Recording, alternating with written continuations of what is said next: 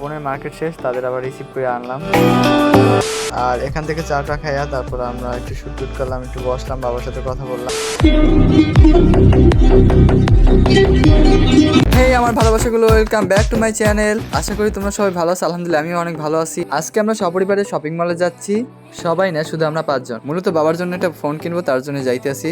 তার একটা স্মার্টফোন লাগবে, তার যে ফোনটা ছিল ওইটা দিবে আমার ছোট বোনকে, আর সে একটা নতুন ইউজ করবে। আর আমরা রিস্কে উঠে গেছি, এখন যাইতেছি আমাদের গন্তব্যে। 5 জনে 2টা রিস্কে উঠে গেলাম ফটাফট করে। তো সবাই দেখতেছি গরু নিয়ে যাইতেছে, যেহেতু কালকে কুরবানি, তো সবাই গরু নিয়ে আস্তে আস্তে যাইতেছে। এই একটা অবস্থা।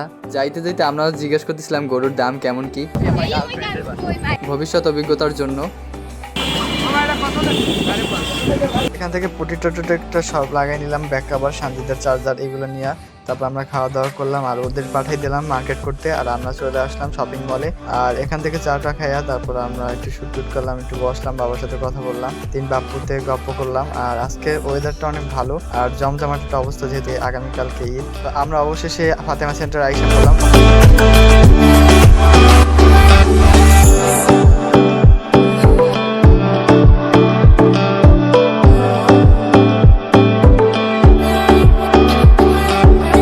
ফাতেমা সেন্টার 4th ফ্লোরে ওঠার সময় আমার এক ফ্রেন্ডের সাথে দেখা হয়ে গেল অনেকদিন পর। আর এখানে 4তলার 3তলায় ফোন পাওয়া যায়, ওখান থেকে আমি আমার ফোনটা নিয়েছিলাম। ফাতেমা সেন্টারের ফোন তেমন একটা ভালো লাগে না, তার জন্য আমরা চলে আসলাম অন্য একটা জায়গায়। আমার বোনের মার্কেট শেষ, তাদের আবার রিসিভ করে আনলাম।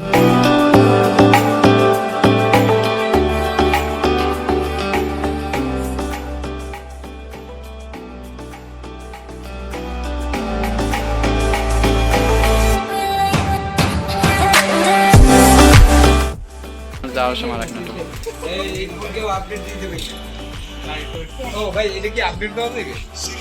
সব শেষে দই নিয়ে নিলাম আর চিড়া, এগুলা যাবতীয় আর মিষ্টি এগুলো নিয়ে নিলাম, যেহেতু আমাদের ওখান থেকে দই খাওয়ার কথা ছিল। সময়ের জন্য খেতে পারি না, আর ছোট বাবু বাসায় ছিল, এই জন্য চলে আসি। বাসায় এসে ড্রেসগুলো দেখতেছিলাম কেমন কি হলো।